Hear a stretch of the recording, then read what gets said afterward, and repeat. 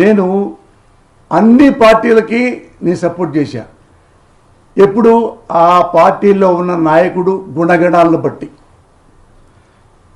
అన్ని పార్టీల్ని విమర్శించా.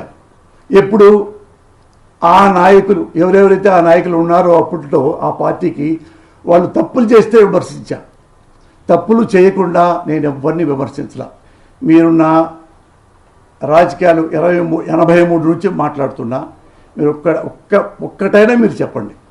నేను విమర్శిస్తే సంతోషపడి ఉంటే అవి గుడ్ రాజకీయాలు అయ్యేవి. కానీ ఇప్పుడు ఏంటంటే రాజకీయాలు బాగోలేదు, వాళ్ళను ఇది చేస్తున్నారు, కేసులు పెడతారు, అన్నీ రావట్లేదు. Because of my Sons, because of my family. నా మీద కేసులు ఉన్న తర్వాత నా మీద కేసులు పెడతారేమో అని రాజకీయాలు బానేస్తే లెక్క వేరే. నేను తప్పు చేశానని చెప్పి కేసులు పెట్టేస్తే ఇప్పుడు నేను రాజకీయాల నుంచి బయటికి వెళ్తే వెనక్కి తీసేసుకుంటారా?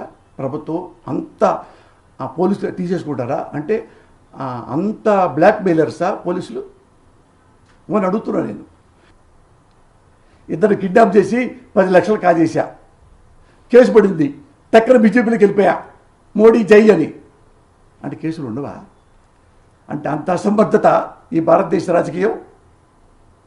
అంటే పోసాని కృష్ణమురళి ఎవరి మీద కేసు వేస్తే రాజకీయాలు మానేస్తే సంబరాలు తీసుకుంటారా? నేను ఏ తప్పు చేయలే. ఇన్ కేస్ చేసి ఉంటే నేను జైలుకి వెళ్తాను, సిద్ధం, రెడీ. మా దగ్గర ప్రామిస్లో ఏం టెలింగ్ ఉన్న తల్లి సాక్షిగా అట్టుంది. నేను అవి చూసి కన్నీళ్ళు మీ ముందు చెప్పుకోవడం ఎందుకు ఏడుపని నాకు నేనే గుండెల్లో దిగ్గుకొని వచ్చా. నేను ఇవి ఇప్పుడు కొత్తగా వచ్చినవి కాదు, ఎప్పుడో వాడికి నన్ను బట్ట కూడా చేస్తామని వాళ్ళు వచ్చారు. అప్పుడే మానేయలేదే. చిరంజీవి గారి ఇంట్లో ఆడవాళ్ళని తిడుతున్నప్పుడు ఎవరు తిట్టించారో అతన్ని అంటే వాడు నా కాళ్ళు ఎరగొడతా అన్నారు, వేసేస్తా అన్నారు. నేను అన్నాను అప్పుడు, గుర్తుపెట్టుకోండి, ఏమయ్యా నన్ను చంపితే అసలు మళ్ళీ బతకకుండా చంపు, కొనుబుడితో చంపాననుకో మళ్ళీ నేను చంపాల్సి వస్తుంది అని కూడా అన్నవాడిని నేను.